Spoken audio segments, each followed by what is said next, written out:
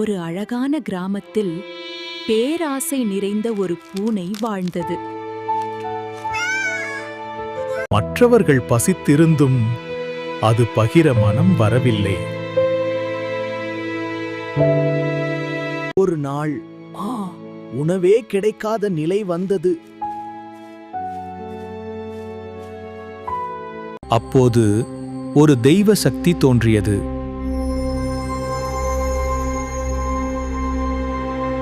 பூனை தன் கடைசி உணவையும் பகிர முடிவு செய்தது.